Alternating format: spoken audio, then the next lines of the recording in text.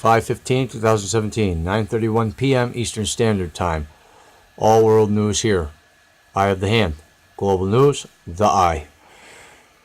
A little topic about Trump, and they will explain it if it works.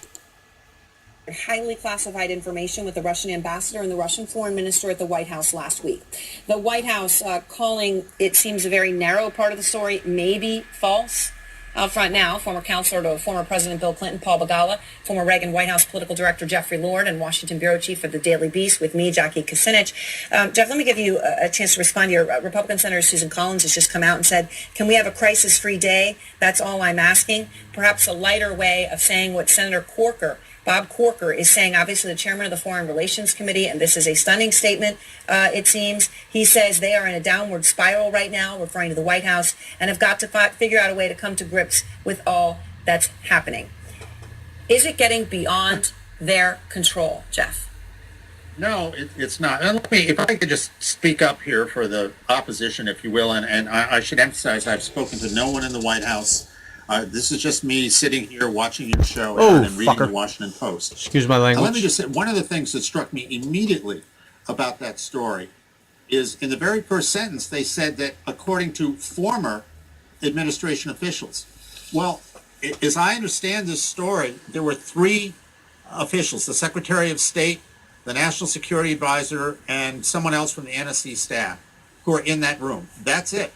How in the world would a former just to be clear, official... I'm reading it. It doesn't actually say that. It says, President Trump revealed highly classified information to the Russian foreign minister and ambassador in a White House meeting last week, according to current and former U.S. officials.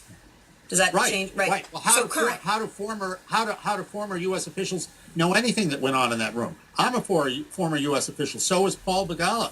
I mean, neither of us were there. Neither of us know. How does that happen? That gets to the question of leaks, which brings us back to Mike Morrell, the Obama acting CIA director, who said there were leaks coming from within the Thank God for leaks, or we wouldn't know.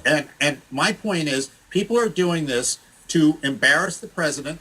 Instead of going to somebody, if the president made a mistake, instead of going to the White House and saying, hey... No, they're doing it to expose him, that he's a Russian traitor. A Washington Post, which I might add... Traitor of America. Once on a story about the Deputy Attorney General threatening to resign, which he later said to a local television station was not true.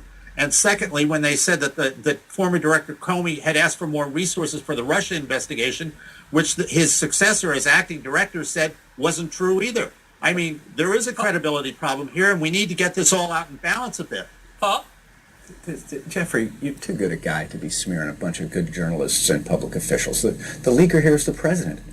The president told our adversaries, I let you go. The president told our adversaries, number one, nobody lets anybody do anything. To us by some of our closest allies. The very same president who came into office attacking the intelligence community, who get this timeline, on May 9th, he fires the FBI director. He himself says he did so because he was thinking about the Russia investigation being a hoax. The next day, he meets with the Russians, the very people who had helped tilt the election in his favor, and he gives them classified information. This is a catastrophe. If I could amend Senator Corker's comment by one word. By the way, Bob Corker, a respected Republican, who was even rumored to be on Trump's shortlist for Secretary of State.